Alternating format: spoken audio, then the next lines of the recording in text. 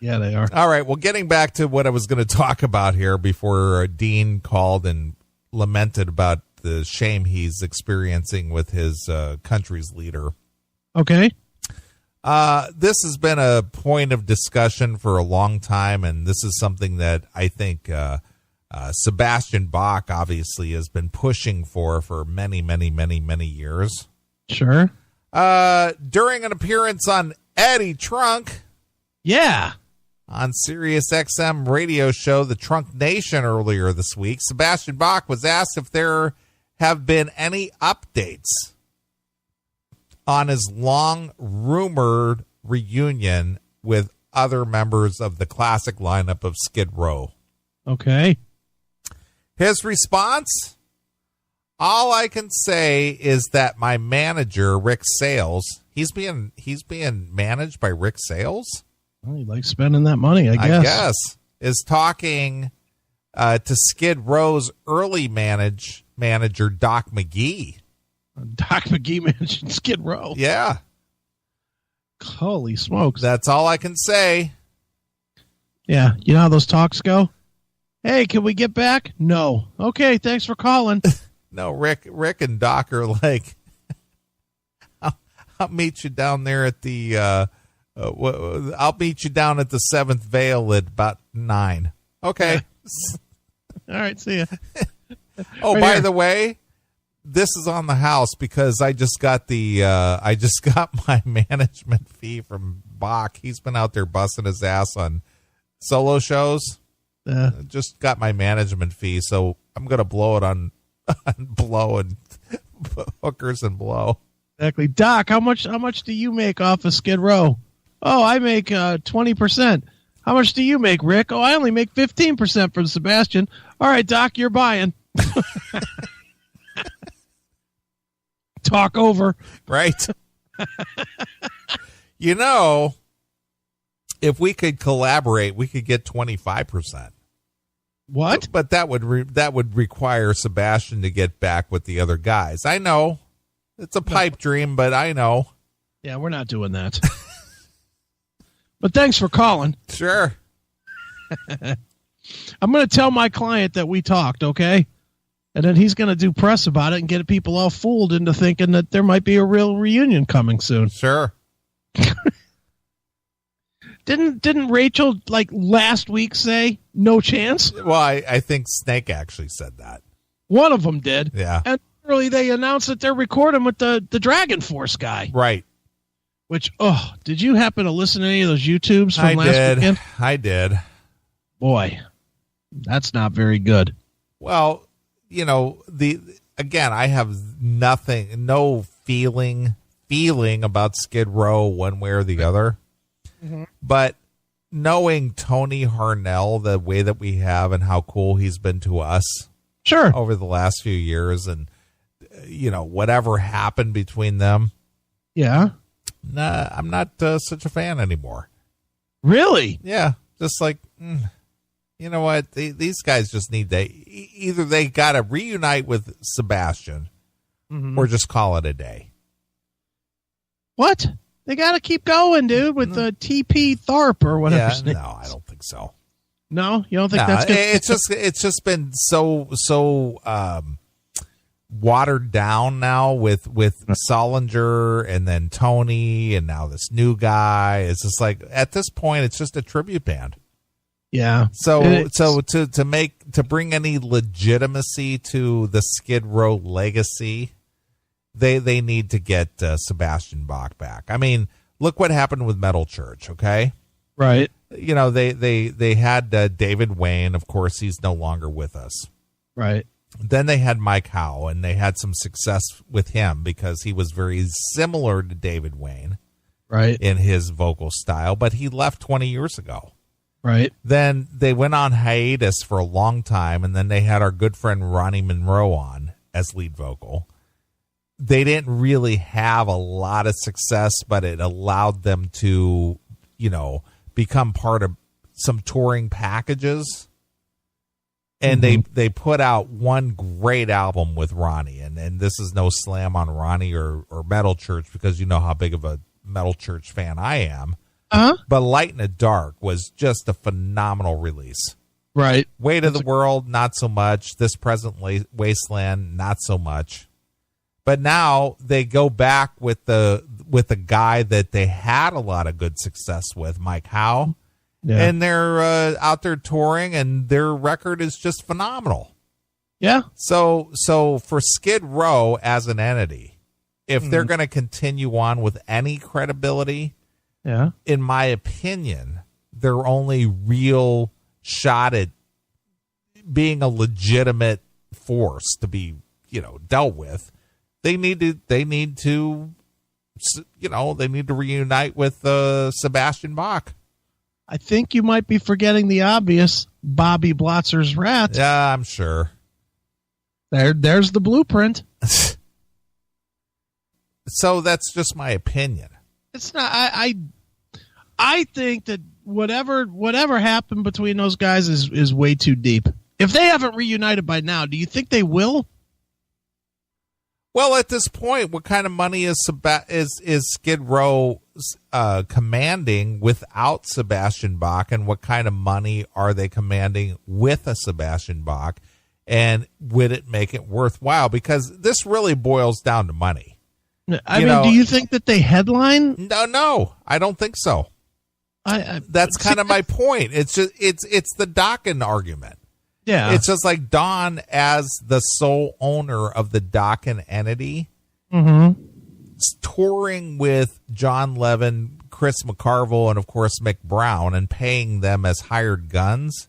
He's making as much money personally as he would with the original Dokken lineup. Sure. So financially, it makes no sense for him to do this. Right, and it makes less sense when you add in the aggravation of dealing with George. Well, that's kind of where I'm going with this. Financially, it doesn't make any sense for Don to do this because he owns the Dokken entity 100%. Yeah. So to put up with the aggravation of the Georges and whatever else comes up, it's not worth it for him. So he's better off not doing a Dokken reunion or lineup all the time. Right. So for Skid Row, is it worth putting up with the bullshit that Bach will bring to the table? And believe me, Bach is not an easy guy to deal with. He's not an easy guy to deal with. So the other guys go, hey, we can go out on the weekend and we can do 2 or 3 shows, Thursday through Sunday or whatever, and we can make, I don't know what is a Skid Row commanding today? I can't imagine it's a lot. Is it $7,000? I can't even imagine that it's that at this point. $5,000?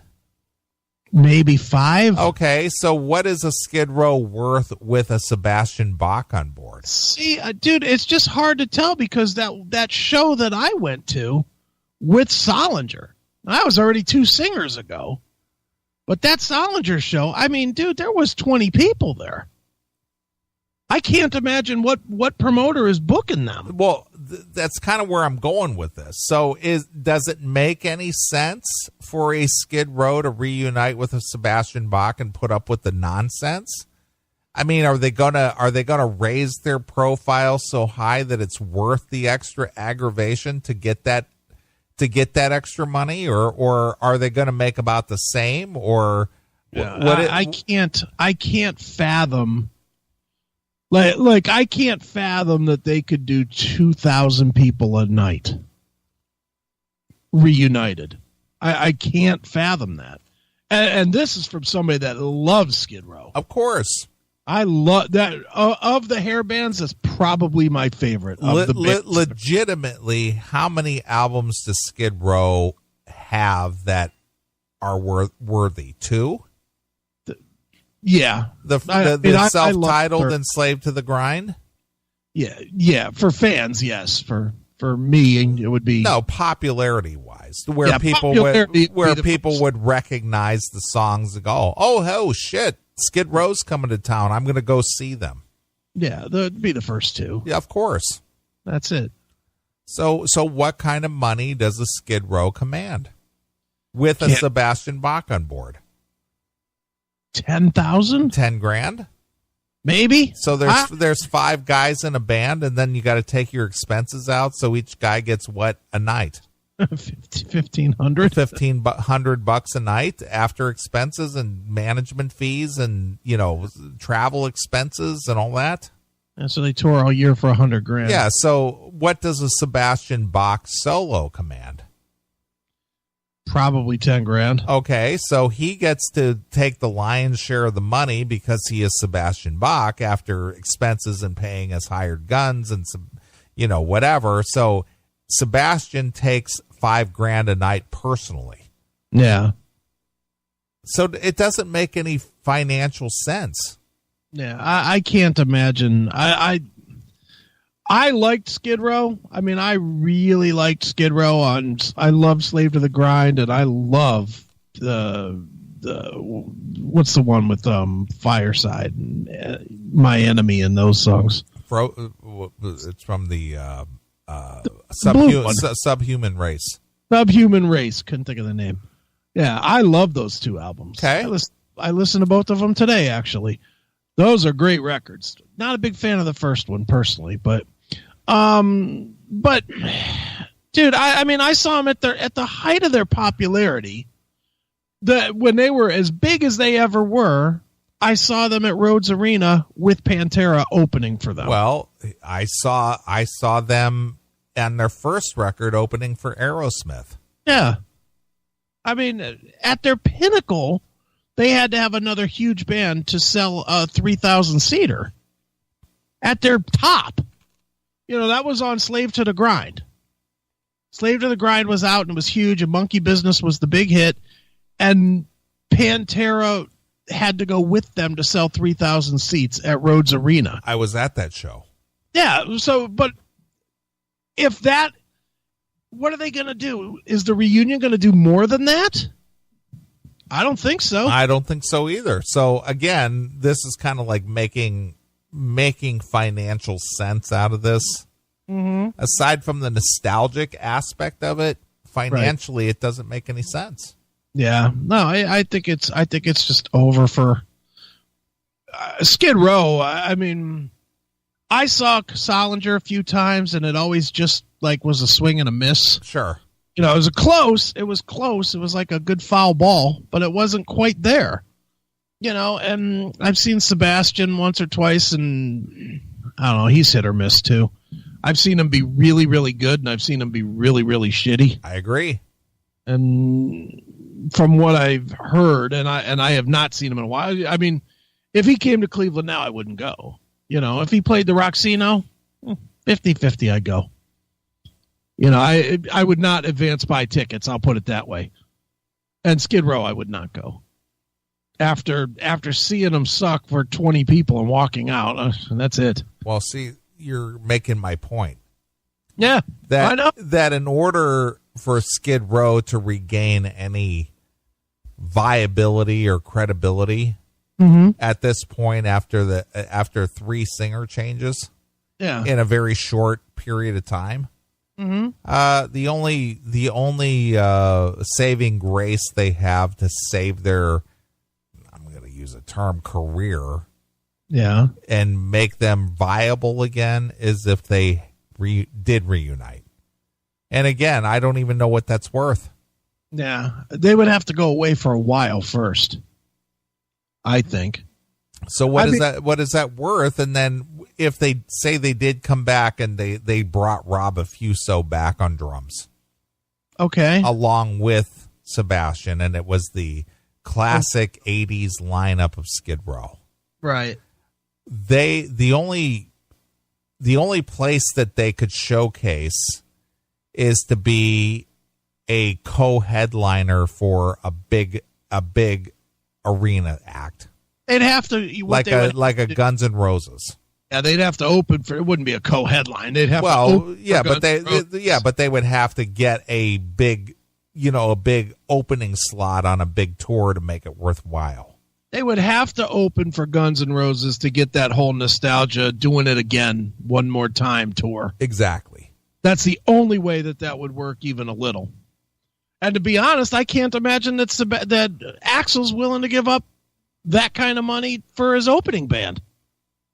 Why would he do that? Well, I guess it depends on, does it come out of the GNR purse, or does the promoter need to agree to pay that extra money? I think that it comes out of the GNR purse, or it comes out of what the promoter's going to offer for the show.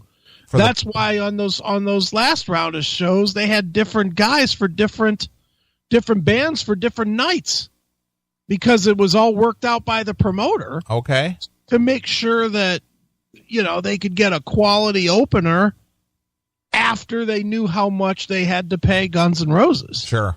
That's why it wasn't like a package tour of Guns N' Roses and Foo Fighters or Alice in Chains or whatever. That's why you had one night it was Alice in Chains. The next night it was that, whatever band, that Elephant band, whatever that band is called now. Do you know that band? No, not at all. They opened for Metallica, and I think they opened one of the Guns N' Roses shows, too. It's something like Elephants Might Cry or something. I have no idea. Some fucking lousy name, but they're actually good. Okay. So good that I can't remember the name, so what does that tell you? But, I think that Guns N' Roses has a number, whatever that number is. And I don't think that changes, no matter who the opening band is. What I think, though, is it affects what the promoter's going to do. If the Guns N' Roses number is like one, Cage the Elephant, thank you in the chat room, John Bate. The promoter is going to pay Guns N' Roses $1.5 million, $2 million, whatever their number is. Okay. Okay. So now the promoter has to figure out, I've got 20,000 seats or 40,000 seats at $75 to $100 a ticket. Where's my profit margin? Sure. If there's enough to throw another 30,000, I'll throw a band that will guarantee me 10,000 seats that would sell 10,000 everywhere else. And that ain't going to be Skid Row. There's no way. I think every promoter would rather have the currently working Alice in Chains that is still good for a mid-sized room over a reunited Skid Row. Well, again, that you're kind of making my point here. Sure. That financially, there's really no viability in a Skid Row reunion. No. I mean, I think these guys look to like Dokken, and they're like, well, fuck, if those guys could get $1 million, why can't we? That Dokken loved on. No, I'm not saying this with malice. I'm just saying it because it's fact. Don figured out a way to completely fuck the system with his deal. He just did, because none of these bands are worth the money that Dokken got for 1 week's work. None of them. Maybe Guns N' Roses, but of what I'll call the second tier guys, the guys that didn't become the next Rolling Stones, none. There's no way. There's no way the Scorpions would be worth $1.5 million for a week's worth of work. There's no way Dokken's worth $1.5 million for a week's worth of work. There's no way any of those level bands, Poison or Motley or any of those bands. I don't think Motley gets that kind of money. Do they? Or did they? I have no idea. If they did, it would be right at that level. $200,000 a night. Wouldn't it? Motley wasn't making $1 million a night, were they? No, of course not. They were probably making a quarter.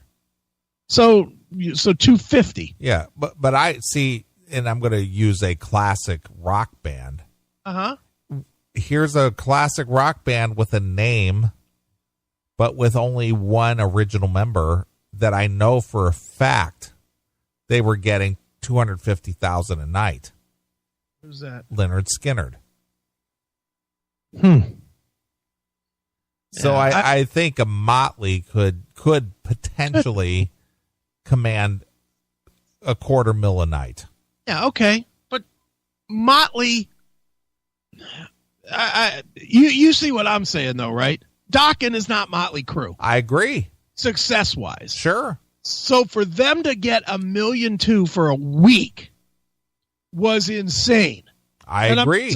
And I'm not saying it in a bad way. Like, I can't believe those guys fucked everybody over with that. No, the promoter offered it. Promoter offered it.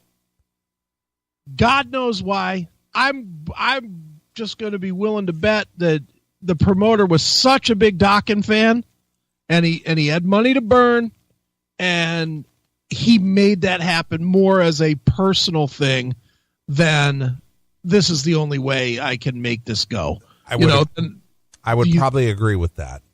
I cannot fathom that the promoter for the Dokken thing was like, this seems like a good viable business option here. I'm going to pay this band that I could get $20,000 a night, pay them $100,000 for 5 dates, but not have the original guys. Well, you know what? I'm going to pay those guys 12 times that and have them come over here for a week. I can't fathom that was the thought. And that's the whole thing with the Skid Row. I am working somewhere with this. Skid Row, they may see that, and that's why they would get into conversations, but there's no promoter that's going to do that. There's no promoter that's looking for Slaughter for $500,000. Sure. Or Skid Row for $500,000, or Great White for $500,000, or any of these bands. And that's not to slam any of them. That's just saying how it is. That's just dollars and cents. Yeah, the Dokken thing was a miracle. It was an anomaly. Yeah, and it's not going to happen again. Especially because I don't think that guy did all that well with those shows. I know they sold out, but I couldn't tell you. I have no idea. I know they sold out, but I can't imagine that they did anything more than Bones numbers. It just didn't, from everything I saw, it didn't look like they did like crazy business or anything. It's not like Dokken all of a sudden jumped back on the charts with 3 of their albums or something. No, but Japan has always been a very big market for Dokken. But who else does really well in Japan? Mr. Big. Well, Mr. Big, as well as Firehouse. Yeah. Firehouse is huge over there, but Firehouse couldn't sell a 200-seat room here. Right. Well, my thing is, if there was so much interest, then, especially with the way sales go these days, then there would be at least an uptick. You'd see a when whatchamacallit, Guns N' Roses first put their reunion back together, the Appetite for Destruction hit the chart for a couple of weeks. When they first announced it, it not high, but it was like number 150 or whatever. Sure. You didn't see that with Dokken. You wouldn't see that with Skid Row. You wouldn't see that with Firehouse. You're just not going to see it. There's just not as much interest out there. And Skid Row, a band that has just gone to shit, and where these guys have just beaten the shit out of each other for how many years now? Nobody wants to see that. I agree. Just a waste. I agree. Well, anyway, to continue the article here, according to Sebastian Bach, he said his management was talking to Skid Row's management. That's all I can say. That is what is happening, and I don't have anything else to tell you. All I can tell you is we're not getting any younger, folks. Let's put the hair band back together while we have hair. Yeah. You know what Rachel said back to that comment? What did he say? Fuck you, pal. Exactly. Skid Row has played a number of shows in recent months with the South African-born British-based singer ZP Thart. T-Hart? Is it T-Hart? Whatever. How do you say it? It's ZP. Is it Thart or T-Hart? I'm thinking it's Thart, but I don't know. It's he was in Dragon Force, so I didn't care, and now he's in Skid Row, so I still don't care. All right, but he has not been officially named as the band's new frontman. Thart stepped into the group following the departure of Tony Harnell of TNT, and blah blah blah, and the replacement for singer Johnny Solinger, the band's singer for 15 years. Yeah. Tony has a new TNT record coming out. Yeah. He says it's the best ever. Okay. Despite the fact that fans have been clamoring for a reunion of Skid Row's most popular lineup for nearly 20 years, guitarist Dave Snake Sabo told the Aquarian Weekly. Wow, just getting all the big interviews. That's a big publication. A few months ago that the band had no intention of reconnecting with Bach. Happiness to me is my spirit and my soul, and it's more important to me than having dollars in my wallet. Again, we don't know where the dollars would come from, but okay. Right. People may not believe that, but that's okay. Anybody who knows me knows that the years with why don't you do a reunion tour and who knows what, I understand that the question, and I got it. I really do. And if we're on the outside, I'd be asking the same thing, but no one feels comfortable with that idea. Yeah, so they're not going to do it. Sebastian can say it all he wants. They're not going to do it. Do you think they're going to end up doing it? Well, the thing is the only person that I see beating that drum is Sebastian. Yeah. He's the only guy. I never hear Snake or any of the other guys say, you know what would be great is somewhere down the road we would like to do a reunion show. None of them have said that. The only one that I've heard for the last 15 years is, well, we should get together with the guys, those guys can bring any singer in they want, but it'll never be the same. And I want to be a part of that. And it's the only person saying that is Sebastian. Yeah, even Rob doesn't say it, and he's not in anything. Yeah. So you never hear that from anybody else, ever. No, you really don't. And the thing is from Sebastian's point of view, and again, I don't know his point of view, aside from the fact that he's been beating that drum about a reunion. What does he stand to gain from that? Well, with Sebastian, it could be attention, because he seems to like the attention. He would get more attention, but I don't know. I think it's just a lot of hot air about nothing, really. Sure, but as a credit to Sebastian, he's put out some pretty phenomenal records as a solo artist. Yeah, I've liked for the most part, I've liked what he's done outside of Skid Row. He's put together better material as a solo artist than Skid Row has put out as a band. Yeah, I agree with that. Skid Row really hasn't put out anything noteworthy. No, at all. Okay, the EPs were about the best they've done. Yeah, but see, that's the thing. You said they're okay. Yeah, they're okay. I mean, Thick Skin was, and RPM was trash. Yep, just straight up garbage. And I like the EPs personally, but they're not overly memorable. Sebastian, Angel Down was a great record. Angel Down was a fantastic record. Alive and Kickin' was a pretty good record. Well, that's where I'm going with this, is that as a solo artist, Sebastian has done better work than his former band. So I don't understand what's in it for him, because if he commands, as you said, $8-10 grand a night as a solo artist, he's not going to take home $8 and $10 grand a night as a member of Skid Row. No, I think it's too late with that band personally, but forget the money. Just from a musical standpoint, it's just too late.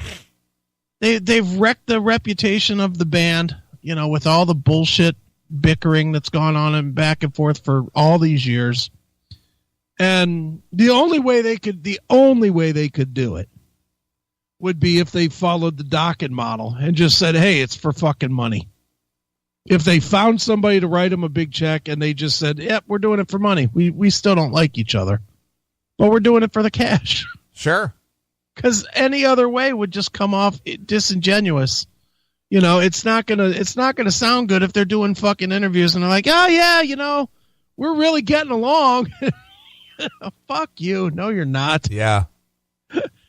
Yeah. Don't act like you're all buddies and you just like, well, you take that side of the stage and we'll take this side. Just kind of like what Vince Neil and Motley Crue did.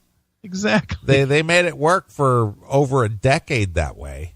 Yeah, but they didn't like each other. They didn't like each other. They traveled separately. They had separate dressing rooms. They stayed in separate hotels. Mm-hmm. But they could command the stage for 90 minutes together, and after the night was over, they could go their separate ways. But they could do it, too, because they were Motley Crue, the single biggest band of that era. That's why they could do it. Because they command enough money to afford to do that. Skid Row is riding on the same bus. Sorry, they're going to have to. And that was the thing that I saw last night, that both Queensryche and Armored Saint both had buses. Right. And, I know for a fact that the cost of a bus is about $1,000 a day. Right. Mm-hmm. Yeah, $1,000 a day. So, this thing is not happening. And if it does, and that's a big if, mm-hmm. it would only be for the big festivals in Europe.